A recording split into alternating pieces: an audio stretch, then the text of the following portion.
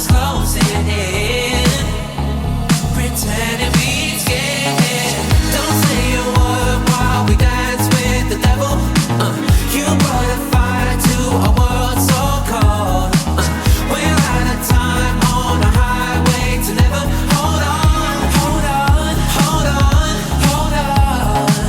Don't say a word while we dance with the devil. You brought a fire to a world so cold. We're out of time on a highway to never. Hold on, hold on, hold on, hold on. We're running all the red lights down. No way that we can stop, nah, nah. A quarter tank and almost gone.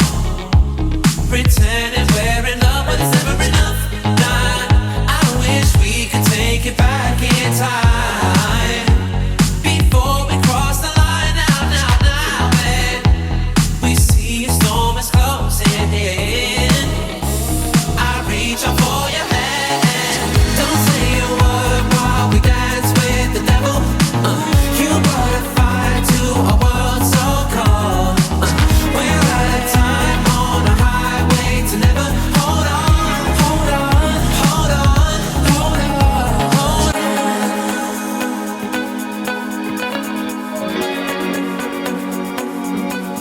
Ooh,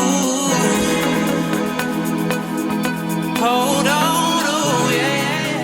I was broke until I started to surround myself with higher caliber people. Right now, my average friend is probably 45 years old and makes over $10 million per year. And the only reason why it's 10 million is because I bring the average down by so much. I used to look down at having fun, going out, meeting people, because I thought I had to spend every single second working. And at the beginning, I did. I had to do that for 8 to 12 months to learn skills to where I was valuable to successful people.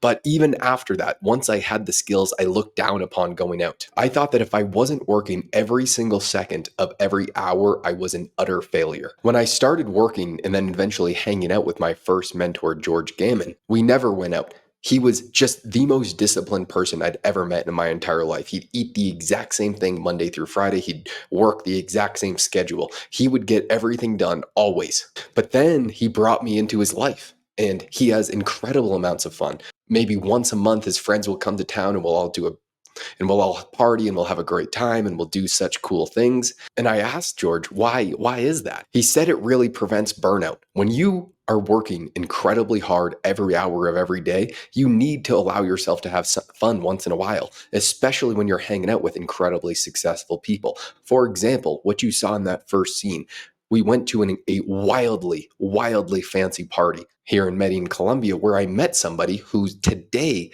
I'm going to a chess tournament with 7 and 8 figure per year entrepreneurs. I'm a special guest because I met the guy who's running it. I offered him a bunch of free value to improve what he could do to help him grow his business. And because of that, and because of me going out and having fun, I made those connections, and now I'm going to be getting humongous opportunities with all of these people in Medellin, Colombia. A few weekends ago, there was the guy who owns the largest stem cell in the world. I closed another client tonight. Right now, he spends $500,000 per month on the services that I provide.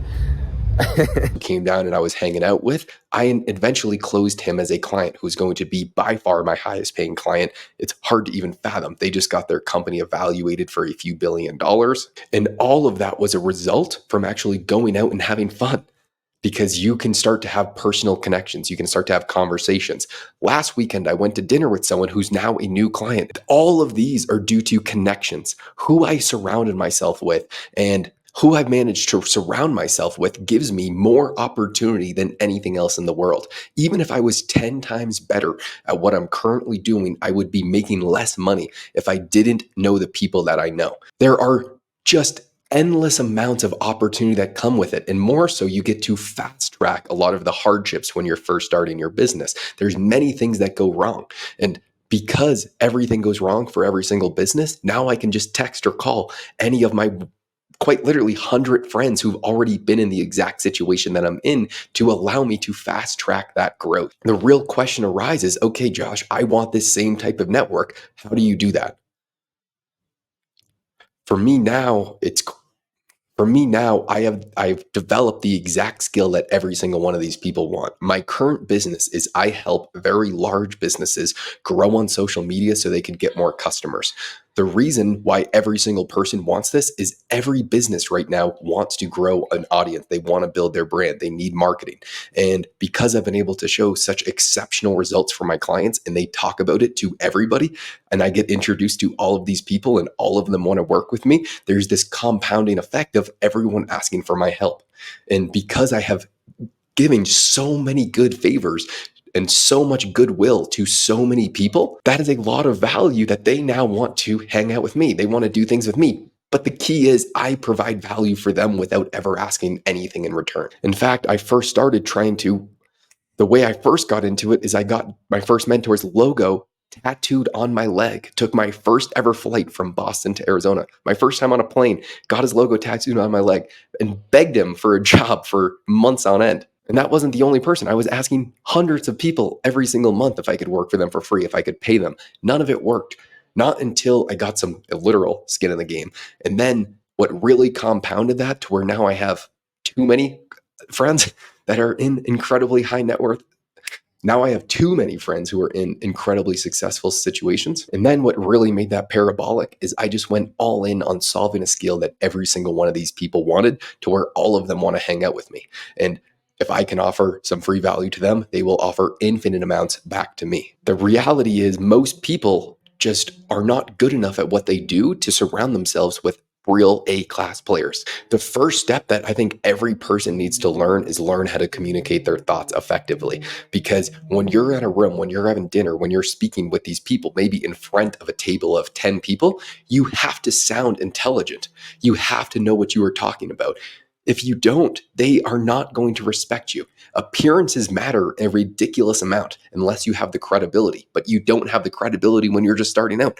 The real key to communicating better is just is asking good questions. That's usually what people correlate. And then being able to articulate your thoughts in an effective manner. If you can't do that, it is going to be very, very difficult to surround yourself with hyper successful people. But now that I can tell you, it leads to more money than I could have ever imagined, more opportunity, because I can now solve people who are making $150+ million per year. Solving their problem is worth quite literally 100,000 times more than someone who only makes $20,000 per month or 10,000. You are solving a very rich person's problem, and then you get rewarded handsomely. I hear young PJ straddling down the stairs. How you feeling, bud?